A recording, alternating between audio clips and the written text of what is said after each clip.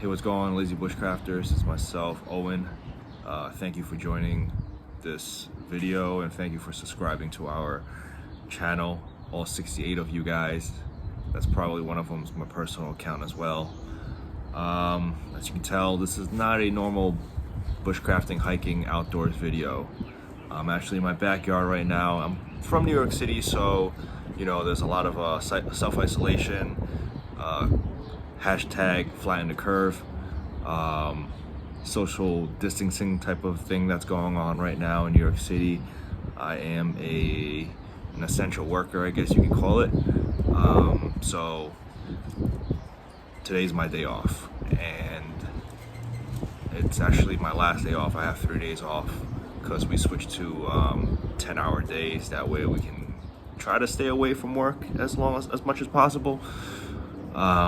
But we do stay in a little bit longer each day, about 2 hours each day longer. And yeah, so you can see that it's just myself. John is not with me, he's actually at home. He is also isolating himself from the rest of the world until this blows over, and hopefully it will blow over soon enough. Unfortunately, that soon enough is probably not going to come in a long time. And when it does, it's probably still going to be I would say kind of sort of dangerous, because you don't want to go out there too early and then catch the second wave of this stuff if it comes. So I'm not sure if anybody that's watching this have seen my video on Instagram earlier. My handle is BeIconic, so that's BE_IKONYC. So iconic, different word spelling. John's Instagram is, I think, just Lazy Bushcrafters. I'm sure if you search for it, it will be there. If not, I'll probably link it somewhere over here, or here, or here, or here, or some shit. Anyways,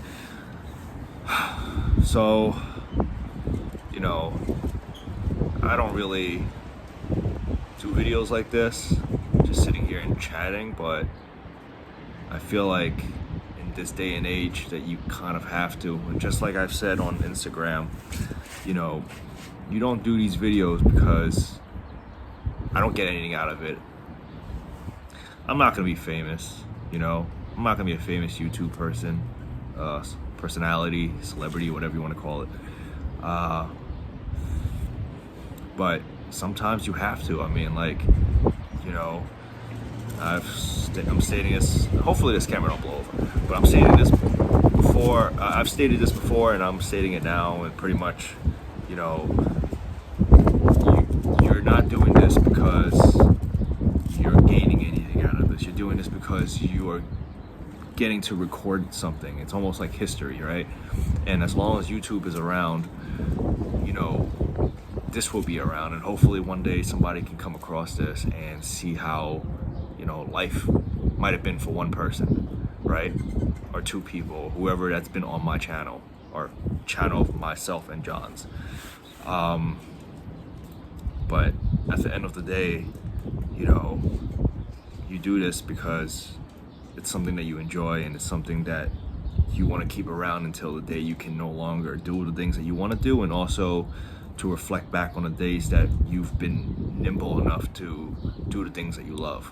And for that, one thing is, you know, for myself and John, is that we go out and we go hiking and bushcrafting and whatever outdoorsy stuff. And, you know, and I'm hoping that when this blows over, we can go out and, you know, travel some more. I mean, there's plenty of other things I would like to talk about, but, you know, I really probably won't talk about it, simply because it's a privacy issue, and because, you know, I prefer maybe next time, if John's ever around, we can have another one of these like fireside talks and stuff. It's always more interesting that way. So, you know, I'm probably at this point, I don't think I'm sick in any way. I hope not, at least. But it's been really exhausting on many fronts. And you know, I think when you go through something like this, it's going to change your perspective on a lot of things in life.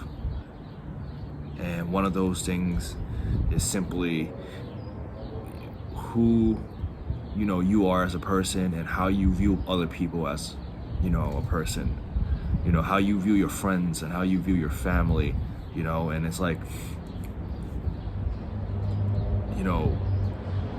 do you come out and are you going to be a leader? Are you going to be strong? Are you going to be weak? Like, who will you be, right? And sometimes I like to think of myself as somebody who's strong, somebody who's a leader and stuff. But when this virus comes around and people around you are getting sick, it chops you down a couple of notches. It makes you feel weak, and you just question yourself on like, what can you do to help people? And sometimes that answer is simply, there's not much you can do, because at the end of the day,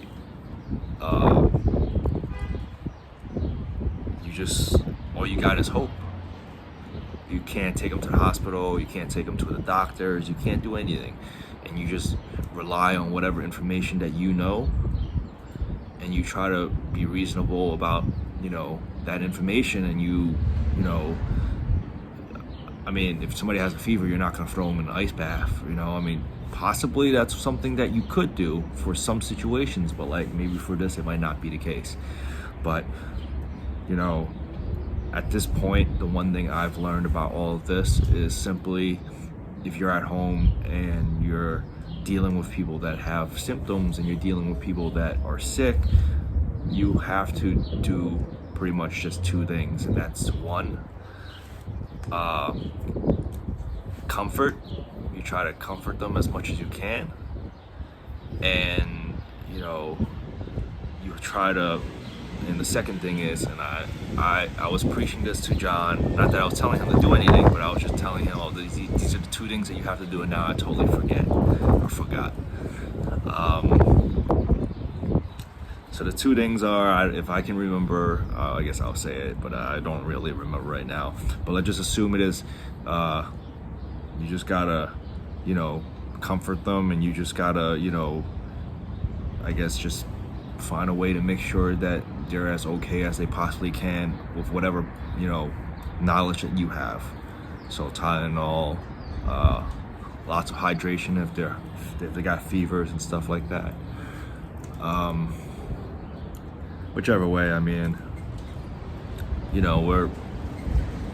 really windy out here, so hopefully you guys can still hear me. But yeah, it's gonna be rough out there. I'm pretty lucky right now because I have a sister that is kind of in the medical field, not necessarily like a doctor or anything like that, but that works in a hospital, and she knows some stuff. I know enough to kind of get by, and I'm currently in a house right now, so it's easier for me to isolate people or self-isolate or whatever I need to, or self-quarantine or whatever needs to be done to make sure that nobody else is getting sick. And I see on the news sometimes like that people are stacked on top of each other because of their apartments, and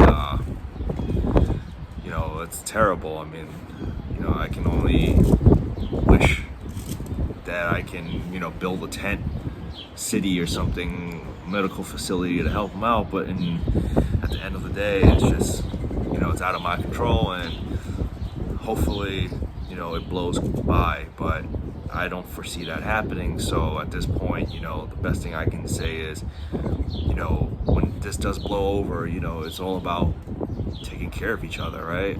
You want to take care of people that that are around you.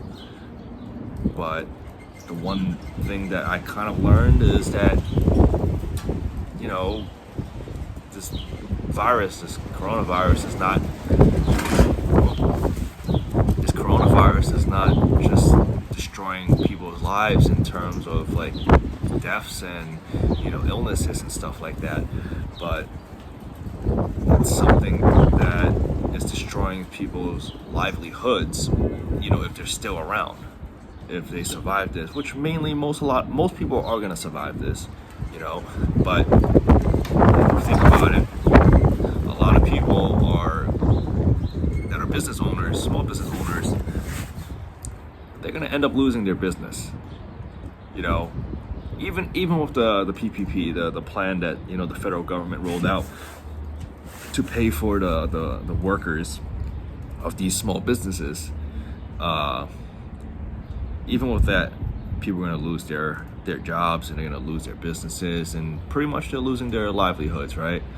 So, one thing I know, if I make it through this madness, is that I'm going to promise I will buy more locally and, just buy more locally, support local business, as much as I love my Starbucks and I love my Chipotle, I think sometimes you have to support local businesses. And I've tried to before, but it's just like, being in New York City, it's kind of like you have a bunch of food, and the most opportune foods that you get is usually the same types of foods that you would always see no matter what neighborhood that you go to, and even no matter what state or country for all that matter. But definitely going to try to support more local people, more local businesses and whatnot, simply because they'll need your help.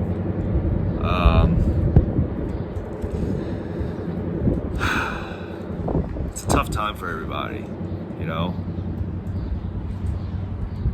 I mean, most people that are watching this are probably gonna not know who I am anyways. And if you are watching this, thank you again. But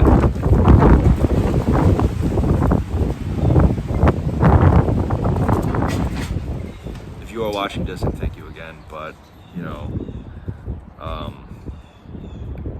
it's gonna be rough, right? And sometimes you gotta reach down deep, grab hold, and get ready for a ride. I mean, that's what the Marines taught me. Wasn't easy to get through everything, but you still get through it. And when you do get through in one piece, you're a little bit more prouder, even though you might be a little bit more sadder if you lose anybody, if anybody gets hurt, anybody gets ill, but you got to be there for people if you can, because that's what this whole entire thing is going to be about. Because when we come out of this and you're still selfish, you're still greedy, then you obviously didn't learn anything. And some people they died for nothing. I mean, not that you owe anybody anything, because you don't, but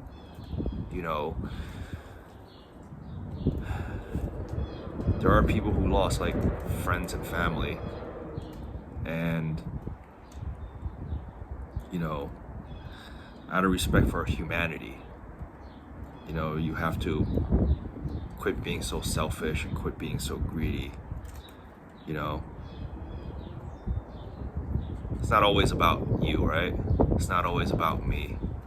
It's about being there for your friends, your family, for people that, some people that are homeless, like, too, even. I mean, you just gotta be there for people. Be there for whoever you see that's struggling. And sometimes it's hard because, you might have $1 in your wallet, and that dollar might get you a soda or something like that, but $1 can also get somebody a Snickers bar or something, and that might help his hunger for the remainder of the night. You never know, right? I think Winston Churchill once said, you know, if you're going through hell, keep going, or something like that. Maybe I'm misquoting it. I know that's on my Facebook, even though I'm never on it, but that's on my Facebook as a quote. And it's kind of true. If you're going through hell, keep going, right? Don't stop. It's not gonna matter. Yeah. It's gonna be a rough couple weeks, months, you know, and you know, since this is a outdoors channel, for years, or the last 3 years at least, I've been wanting to summit Mount Marcy in New York State, tallest mountain in New York State. I've been wanting to do it, you know, and the thing is, you can only do it, you know, at a certain point of the year if you're not as experienced for the Adirondacks because of snow and rain and all this other crazy stuff. So, like, you know, there's a certain time that you want to go. And also, if you go a little bit too late, it's going to be too hot. Or you go a little bit too early, it's going to be too wet.